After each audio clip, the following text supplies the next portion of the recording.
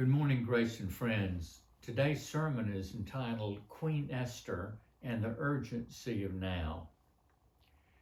The story of Esther is one of the most famous in the world, and the book of Esther is read aloud and celebrated every year at the Jewish feast of Purim. One highly unusual thing about the book is that God's name is not mentioned once. The king's name 190 times, God 0. But an important meaning then of the book is that the unseen hand of God works behind the scenes with ordinary people like us. It has a bit of everything: beauty pageants, a befuddled and dim-witted king, a malevolent prime minister pulling the strings behind the scenes, a devoted uncle, and a beautiful young Jewish maiden who becomes queen and risks her life to save her people. On one level, it's like a melodrama, like those old silent movies. The heroes and villains are clearly identified. The handsome young blonde-headed hero, the villain with the slick back, black hair, and the carefully trimmed and waxed mustache which he twirls at just the right moments. Every year at Purim, an Easter play is put on and the audience cheers and jeers. If our younger folk here put it on, I can already begin to imagine what our cast might look like. You may as well as we go along. I've got one juicy role already picked out for David Gross. I want to begin the story later in the story at its most climactic moment, the one you heard in our reading for today. Scene 3. Esther is now queen. The king, egged on by his evil prime minister, has ordered a decree to, quote, kill, destroy, and annihilate all the Jews, young and old, in the Persian kingdom. Esther's uncle Mordecai has heard of the decree and pleads with his niece to go into the king's chamber and plead with him to withdraw the decree. The king does not know that she's Jewish. She draws back, knowing that she is subject to death if she enters the king's chamber uninvited. Now here is what Mordecai said to her. Do not think you shall escape the king's palace any better than the rest of the Jews. If you keep silence, help will come from another quarter, but you and your father's house will perish. And then he added these immortal words. Who knows? Perhaps you have come to the kingdom for such a time as this. Or in another translation, come to your royal position for such a time as this. I've heard these stirring words before, have you? We have thought perhaps about certain leaders with these words, but his call to Esther is not a call to exert power, as the words are sometimes used, but to risk her life on behalf of her own people.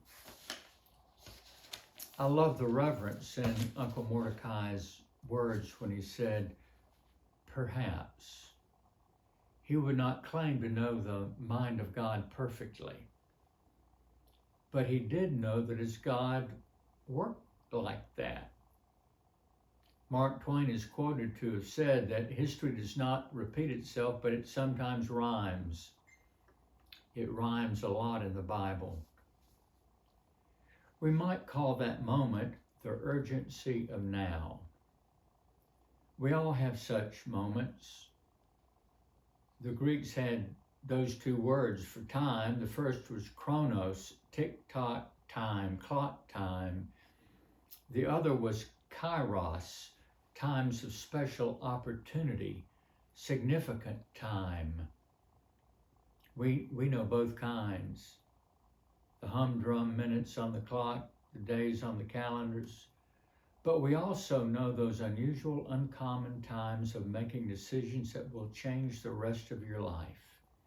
With this ring I thee wed. times when you have a special opportunity to help another or help a community. Kairos time. Queen Esther faced a Kairos moment. What would she do?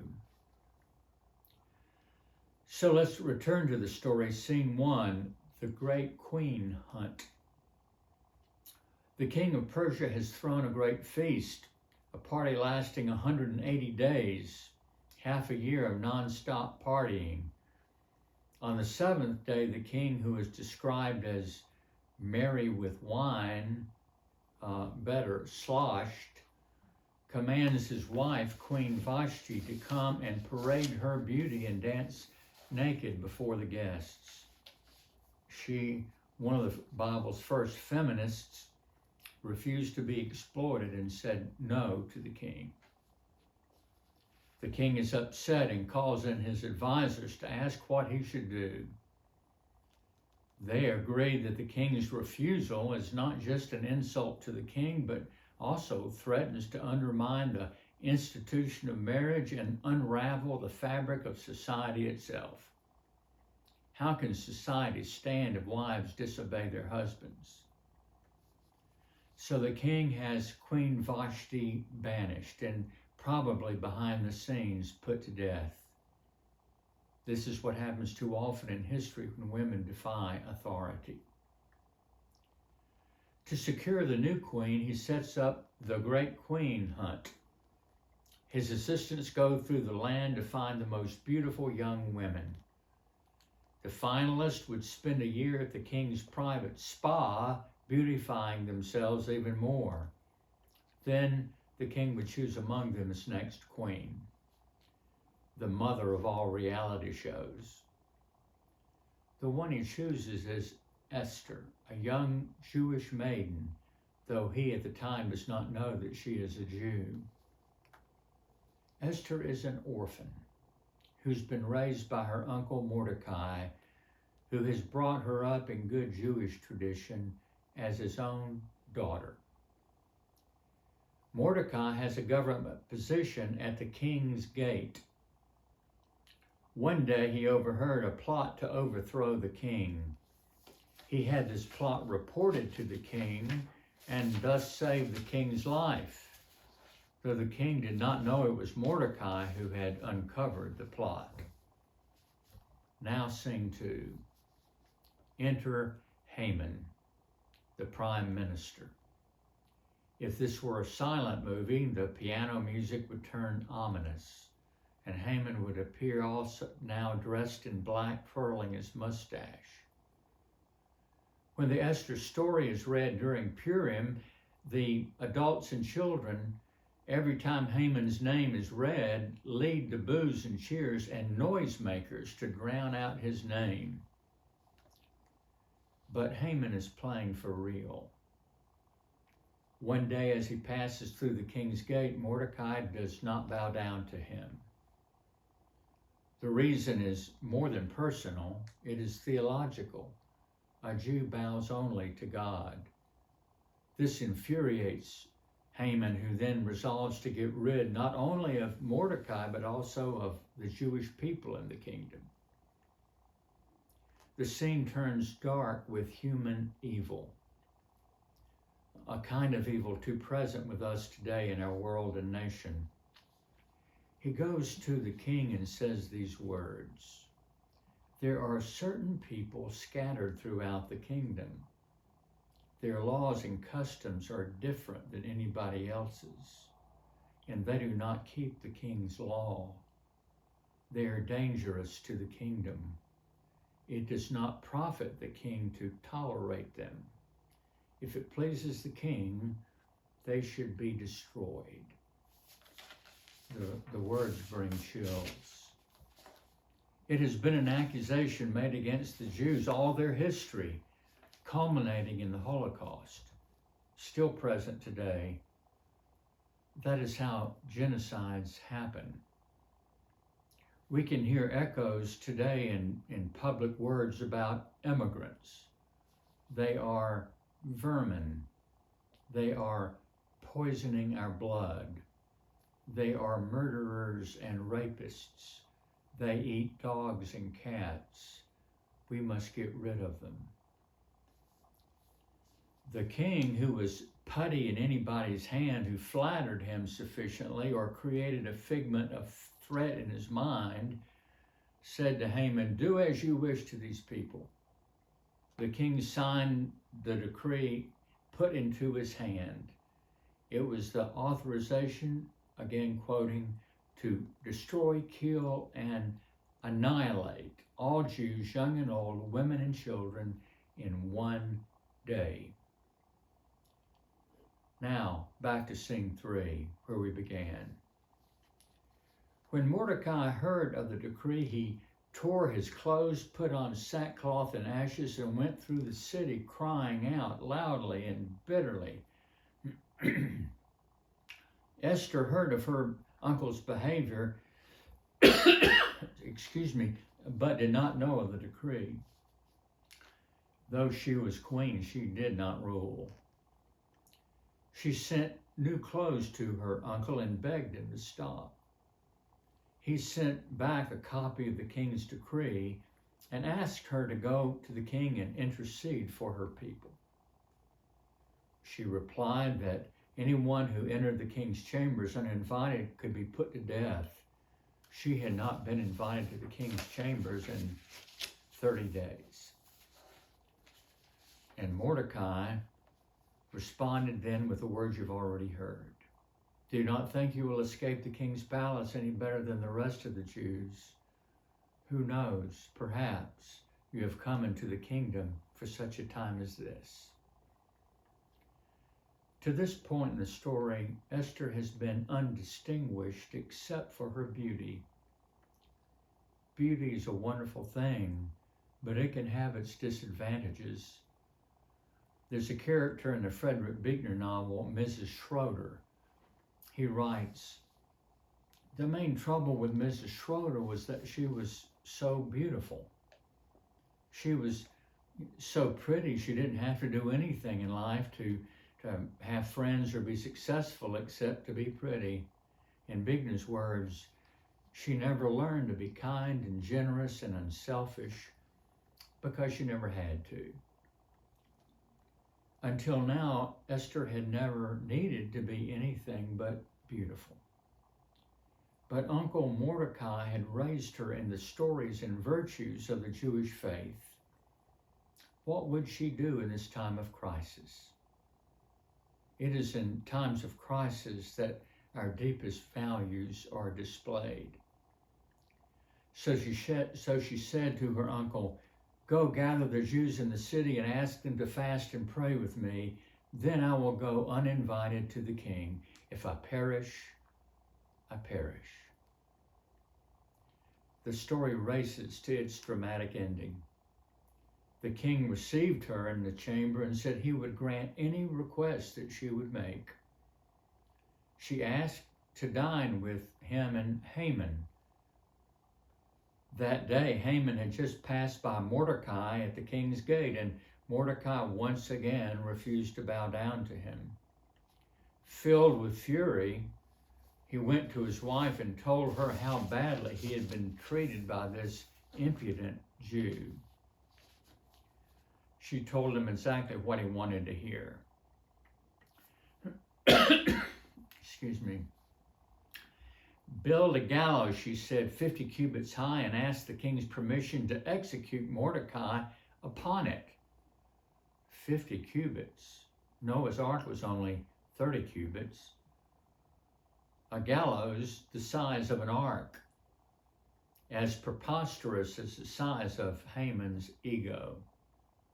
He licked his lips at the thought of it. Meanwhile, the king was having trouble sleeping. Sometimes that's a good thing. The wine no longer worked, and Ambien had not yet been invented. He asked his servants to bring him the king's chronicles, compiled by his secretary, reading material sure to put him to sleep. But as he read, he discovered that it was Mordecai who had reported the assassination plot and saved his life. The next day, king asked Haman, Haman, how would you honor someone if you wanted to do so in the most glorious way? Haman, of course, was thinking the king had him in mind. Haman said, put the king's ring on him and have a great parade through the city so that everyone can honor him. The king said, great.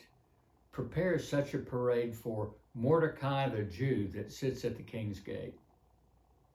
Mordecai, Haman was mortified. Now he had to prepare a ticker tape parade for him. Now on to the lunch that Queen Esther had asked for from the king, with the king and Haman together with her. Haman now made that request the king had promised to answer. For the first time, revealing the truth about who she was, a Jew, she said, my people and I are sold to be delivered, destroyed, killed, and annihilated. The king replied dim-wittedly, after all, he had signed the decree, who would presume to do this, and where is he?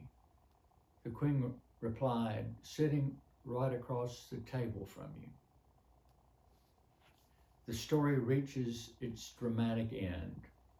Haman is executed on the very gallows he built for Mordecai. Mordecai is raised to a high position in the king's court.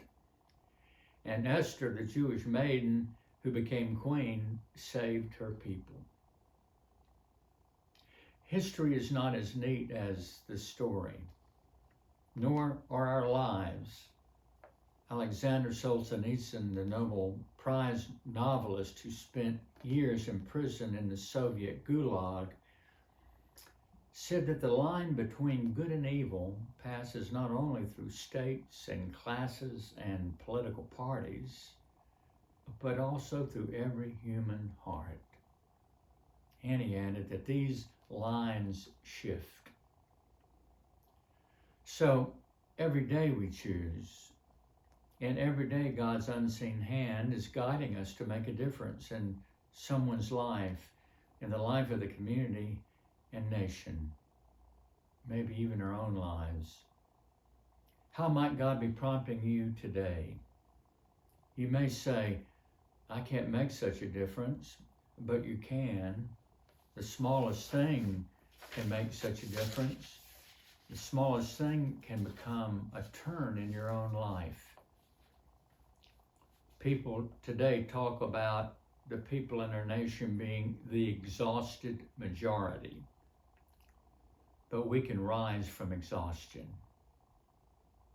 Last week, the choir opened worship with Harry Emerson Fosdick's great hymn, God of grace and God of glory, on your people pour your power. Crown your ancient church's story, bring its bud to glorious flower, grant us wisdom, grant us courage for the facing of this hour. Thank you, Esther. Here we come. And now I add a benediction. It is part of the liturgy for the Feast of Purim as they read the Esther story. Praised are you, O God of life, whose will it is to end all strife, whose word still hallows Israel's soul, who bade us read Queen Esther's scroll.